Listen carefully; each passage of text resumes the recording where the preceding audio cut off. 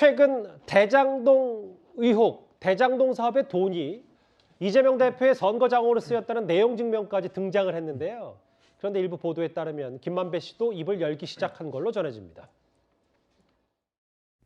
네, 김만배 씨로부터 14년에 받은 4억 혹시 누구에게 전달하신 겁니까? 정진상 실장이 증거인멸 지시하신 건 맞나요?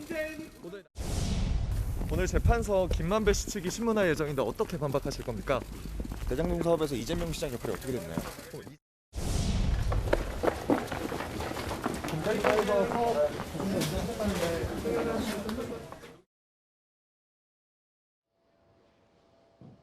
(2014년과 15년) 남욱 변호사에게 32억 5천만 원을 받았고 이 가운데 4억 원을 유동규 전 본부장에 건넸다. 입을 닫고 있었고 실제로 이해관계가 남욱 변호사와 유동규 전 본부장은 다르니까 침묵을 깨는 게 어렵지 않나 했는데 보도에 따르면 이런 얘기를 했다. 좀 뭔가 국면이 바뀌는 겁니까? 일단 전반적으로 이제 김만배 씨가 입을 열었다는 것은 이번 대장동 일당의 핵심적인 인물 아니겠습니까? 그동안 이제 남욱, 유동규 이 두 분이 이제 그 구속기간 만료로 석방되는 동시에 여러 가지 새로운 이야기를 많이 내놓고 있죠. 특히 이제 정치 자금으로 실제로 지원했다라는 이야기를 하는데 그 최정점에 있는 사람이 바로 김만배 씨입니다. 즉 김만배 씨가 이 돈을 가지고 정진상, 김웅 이 두 사람한테 전달한 것이거든요. 그러니까 지금까지 어떤 면에서 보면 이게 이제 확립되려면 김만배 씨가 이걸 인정을 해야지만이 이 남욱과 이 유동규의 어떤 진술 자체가 상당히 신빙성이 있어지는 것인데 본인은 이제 석방하면서 이야기를 하지 않겠다고 이야기했지만 석방되기 직전에 검찰에 이런 사실에 대한 진술을 했다는 거 아니겠습니까? 그렇다면 이제 앞으로 아마 법정에서 이런 진술을 확인하는 절차를 밟을 걸로 보입니다.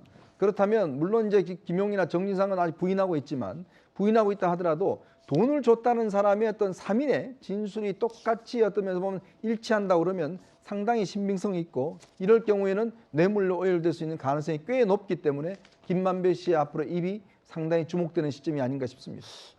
돈 전달한 사실을 처음으로 시인한 거 아니냐. 이재명 대표가 과거 대장동 특혜 의혹과 관련해서 어떤 발언을 했는지 잠시 한번 듣고 오겠습니다. 무려 5,503억 원 가량의 개발 이익을 환수한 겁니다. 대장동 개발은 지금도 제가 자랑하는 성남시장 시절의 최대 치적입니다. 성남시가 돈 한 푼 들이지 않고 5,503억 원의 개발 이익을 환수했습니다. 특혜를 준 것이 아니라 특혜를 회수한 겁니다. 이게 제가 사과할 일이 아니라 저는 칭찬받아야 될 일이라고 확신합니다. 어쨌든 대장동의 맏형, 키맨, 김만배 씨가 만약에 진짜 입을 열었고 이재명 대표 선거 자금으로 대장동 업자로부터 일당 그리고 성남시까지 돈이 흘러들어갔다면 그 부분의 내용, 진술이 상당히 무게가 있을 텐데 구자영 차장. 네.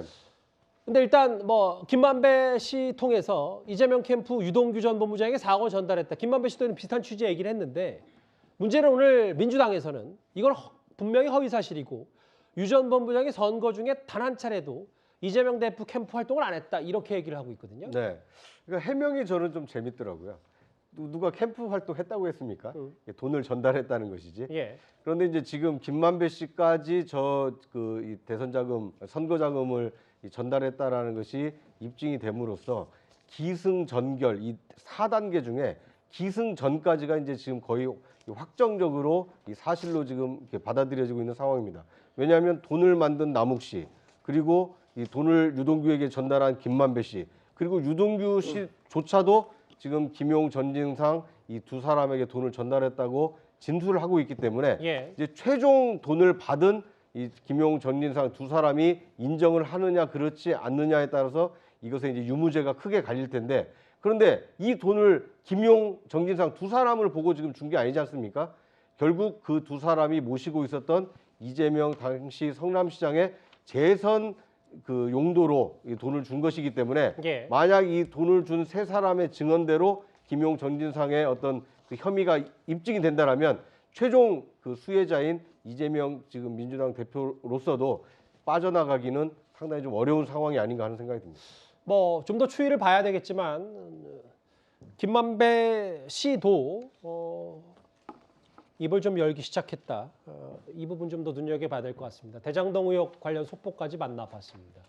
그럼 지금까지 들은 여러분들의 목소리 들어볼까요? 첫 번째 댓글입니다. 마음의 감옥이라는 표현을 첫 번째 댓글에 쓰였습니다. 예, 조 전 장관 얘기죠.